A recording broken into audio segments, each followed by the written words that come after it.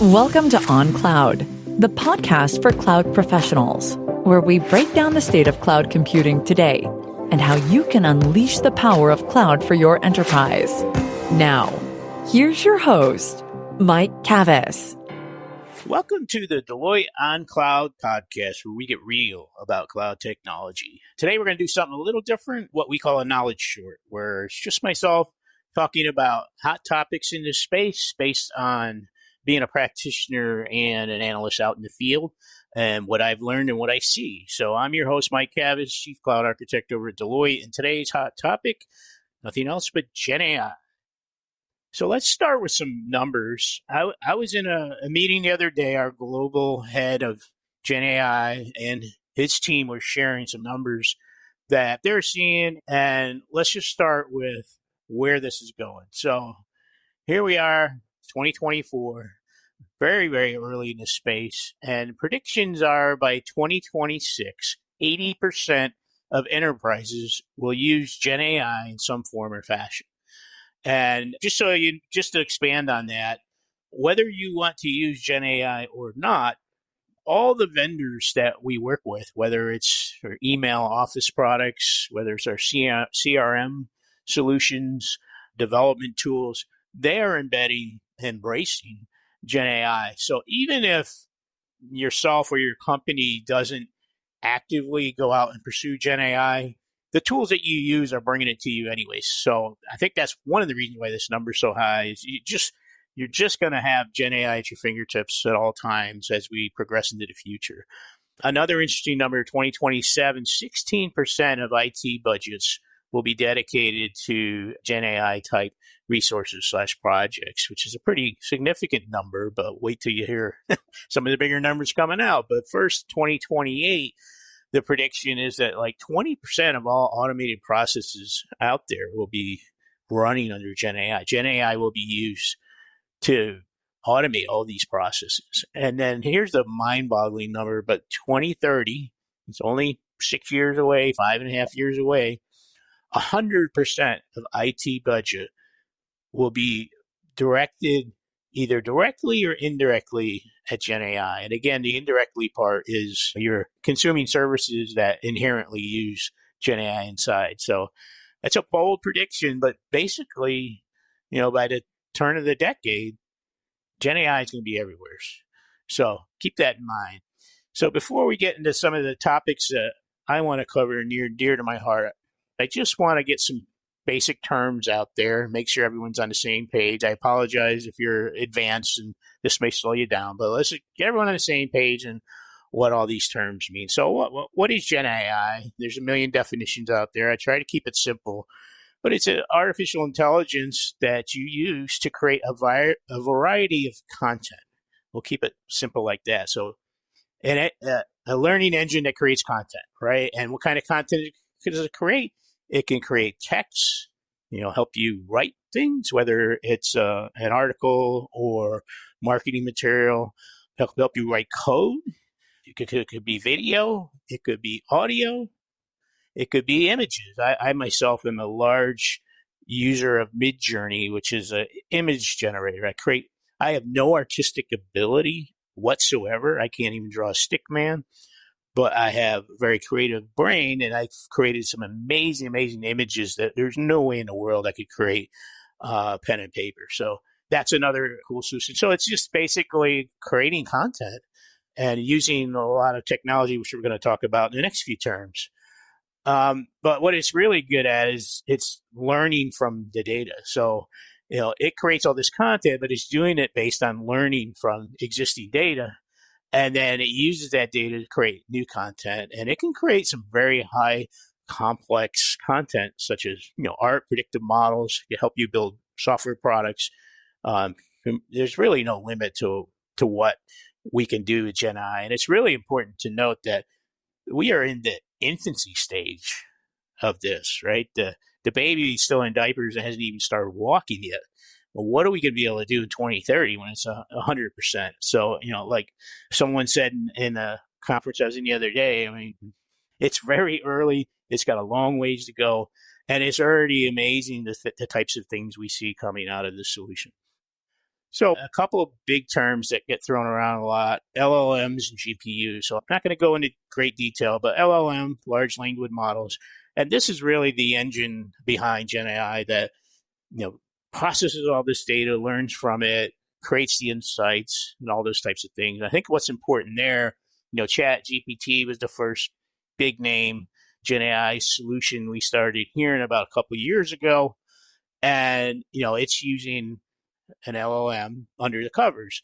Going forward, just like when we first embraced cloud, the public cloud, there's a lot of apprehension about certain corporate data being out in the public. Well, you're seeing the same thing here with LLMs. A lot of companies are like, well, for certain information within our walls, I want a large language model in our walls, right? So only we can consume it. And that's what's happening now, right? Right now, there's a ton of work going on. How do we create these LLMs? And there's industry specific ones, there's product specific ones, using some of our office products, under the covers. Eventually, we could be loading in our organizational policies and controls and security and all that stuff in there. So as we access these models, it's within the constraints of our organization. So there's a lot going on there. There's like marketplace for these types of things. So, certain products or even services have custom LLMs to address, that particular problem they're trying to solve. So that's cool. And then GPUs, graphical processing unit. And what's amazing about this, some of the big vendors are producing these GPUs, which can perform way faster with better efficiency than CPUs.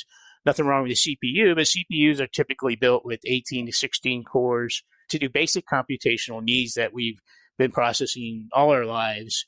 And GPUs are more tailored towards working on large tasks in parallel and will have thousands and thousands of cores, and it distributes the work, which is what's much needed when we start talking about large language models, artificial intelligence, deep learning, machine learning. It takes massive scale to do these types of things. And your traditional CPUs it would take so many more processors to do what a GPU can do, because GPU is tailored specifically for solving these types of problems. So those are some of the basic terms that are thrown around a lot when we talk about this space. I just wanted to get it out there. One thing I wanted to talk about, though, I had a conversation with a few colleagues here, being in IT and growing up in development and crossing the bridge over to the ops when I got in the cloud space. There's a lot of great solutions out there for monitoring, logging, and one could argue that all these promises of predictive analytics and proactive alerting have been in these tools for a very long time. I personally was first exposed to some of these tools around 2010 or 11-ish in my startup days. And these are amazing tools, and we were able to do a lot of things proactively. I guess what the difference is from my conversation with my peers and colleagues is what we call supervised versus unsupervised learning. So back in the day, I would go into those tools and set up what I call units of work. So let's say my business is a travel website, and a unit of work might be the process of searching for a flight, finding a flight, booking a flight. And there's a bunch of services in there, and collectively I can put that in as a unit of work and then tell the monitoring system, go monitor the average time of all these services collectively in this unit of work, and then send me alerts when it's X% off, right? So that's an example of supervised learning. I already know what I'm looking for, and these tools are great. I give it that information. It can track, it can trace, it can get averages, and it can basically serve up my need.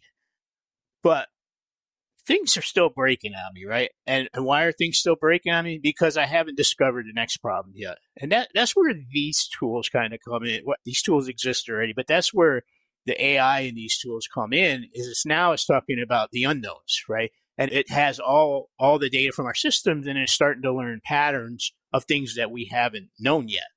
So it's even more to the predictive side than before, where before we were trying to be very proactive. now we can really be proactive because the system can alert us of our unknowns. So that's a big difference. One of the first questions I asked 2 years ago when I got in this, and I'm sure a lot of people are asking, is they already have all this, right? These tools already do all this. Well, they do it in a supervised fashion, but now we're moving towards unsupervised. And when you start talking about customizing, they're all embedding LLMs in their solutions, and soon we'll have the ability to customize those.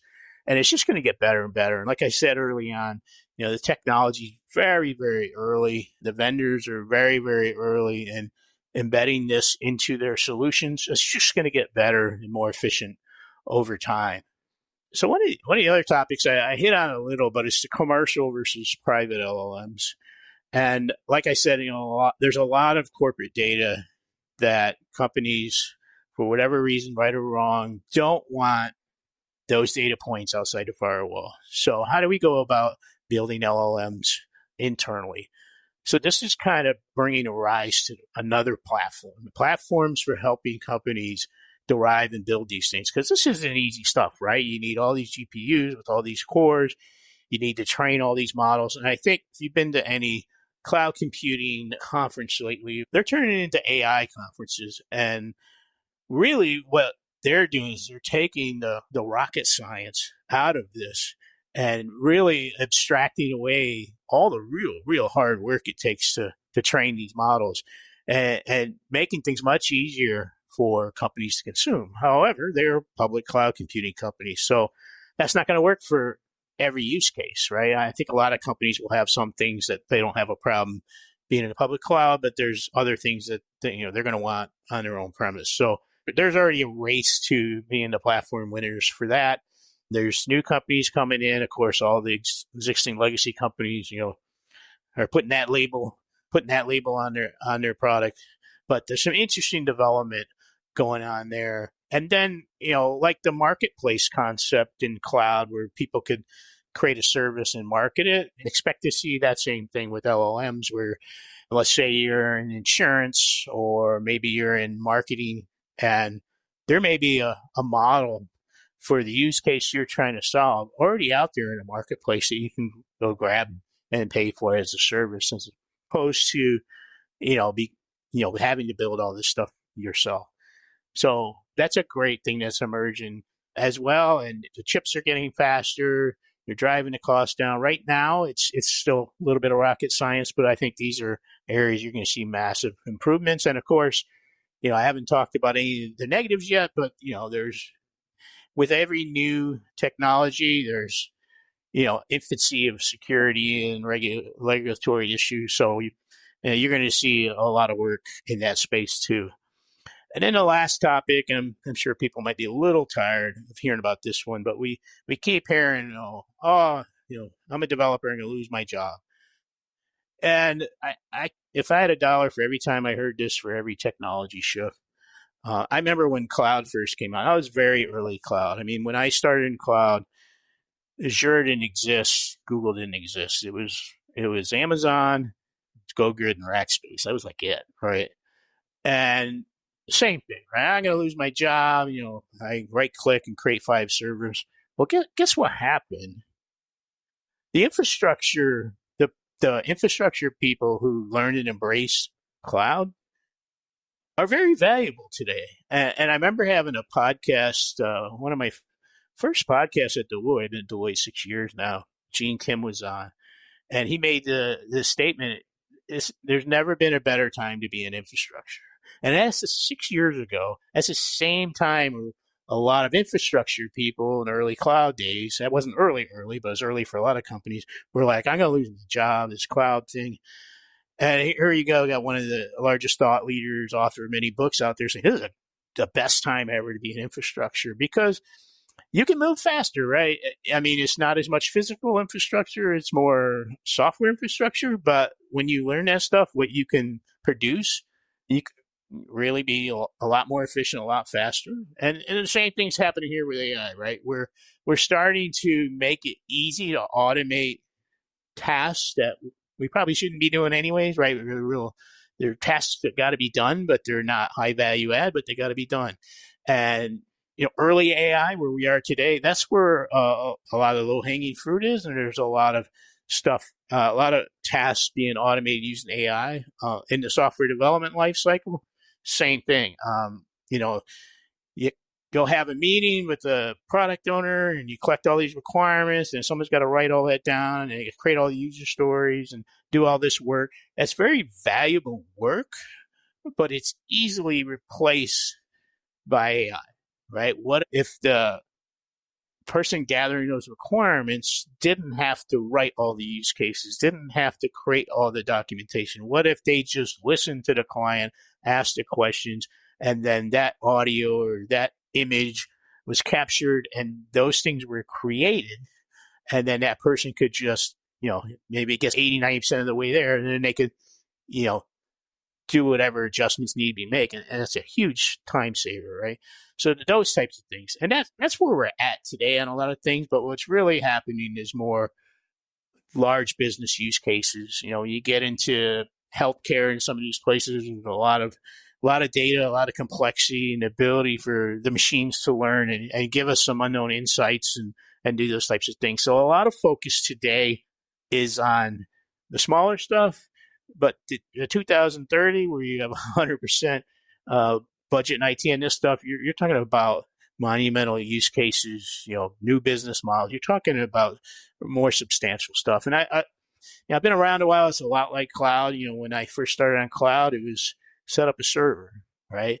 And you look where we are today, and there's APIs for satellites, retrieving satellite disks. There's APIs for doing machine learning AI. I mean, it's not about the foundation. The foundation's important. That sets the stage. It's about what are we going to build on top of these foundations going forward.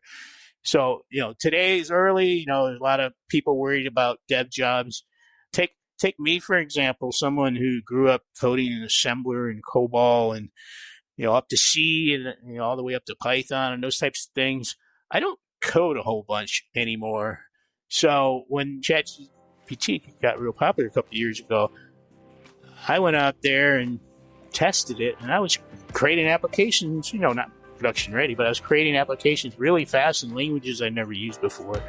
And it was really refreshing for me because I got a little rusty from being away from it a couple of years. So really cool stuff. I hope you enjoyed talking about Gen AI. Give us some topics on Gen AI. Give us some subtopics on where you want to go, and we'll do another one of these. But thanks for listening today to this knowledge short, our first of many to come on Gen AI. Make sure you like us, leave us a review, and subscribe.